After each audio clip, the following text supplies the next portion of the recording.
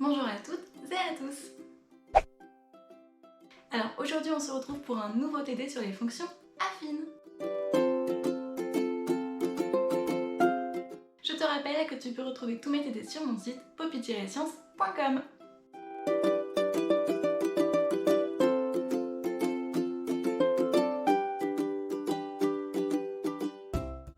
Avant de commencer, un petit rappel.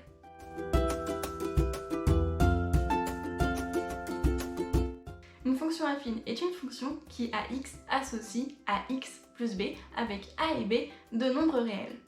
A est appelé le coefficient directeur et b l'ordonnée à l'origine. La courbe représentative d'une fonction affine est une droite. La direction de cette droite ou cette pente dépend de A. Si j'avance de 1, je monte ou je descends de A pour rejoindre ma courbe. Si A est positif, je monte. Si A est négatif, je descends. On conclut alors que si A est positif, ma fonction est croissante et si A est négatif, ma fonction est décroissante. Pour calculer A, il me faut connaître deux points x, f de x et y, f de y appartenant à ma courbe.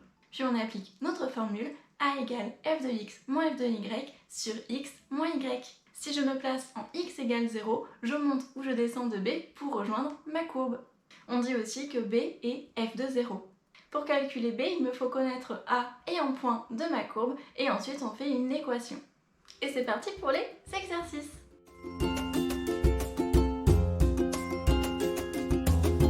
Première partie. Soit une fonction affine f définie sur R telle que f de 1 égale moins 1 et f de moins 1 égale moins 5. Donnez l'expression de la fonction f.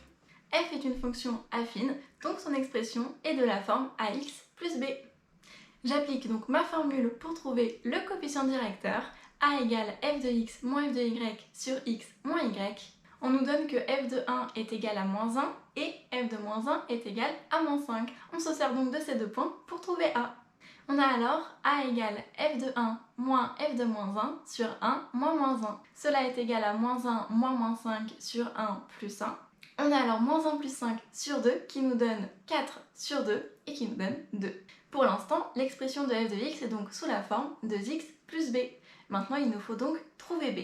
On va donc utiliser l'un des deux points qui nous étaient donnés. Prenons par exemple f de 1 égale moins 1.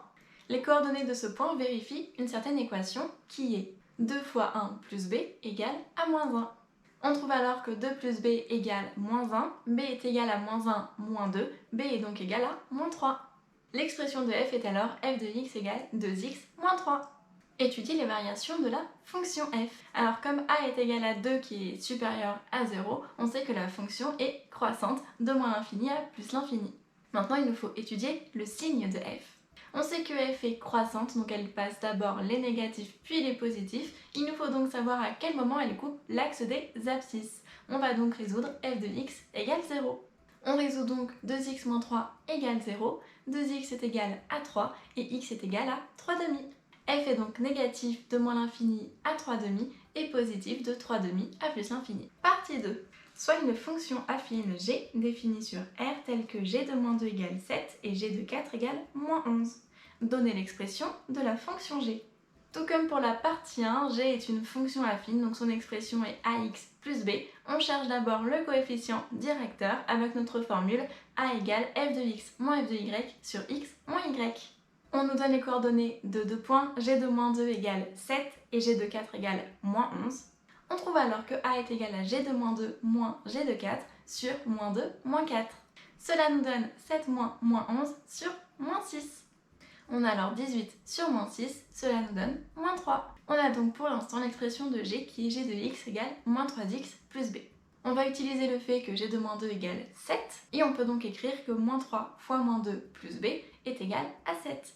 Cela nous donne 6 plus b égale à 7, b est donc égal à 7 moins 6 et donc b est égal à 1.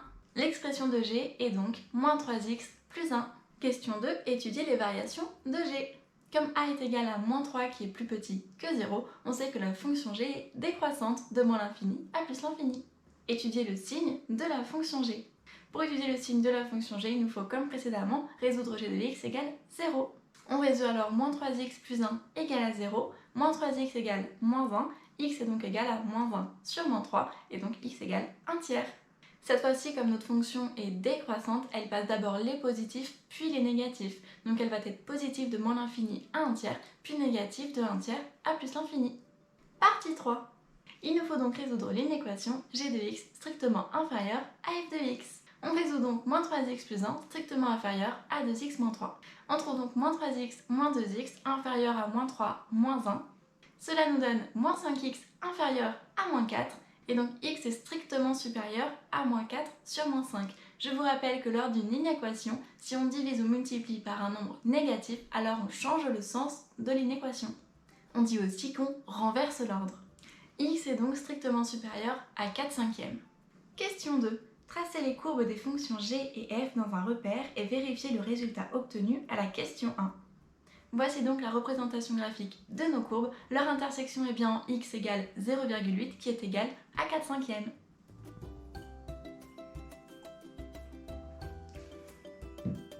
Partie 4. Soit une fonction h définie sur R par h de x égale 4x au carré moins 20x plus 25. Factoriser l'expression de h de x. Pour factoriser cette expression, il faut utiliser les identités remarquables. Nous allons cependant réécrire notre expression pour que l'identité soit plus visible.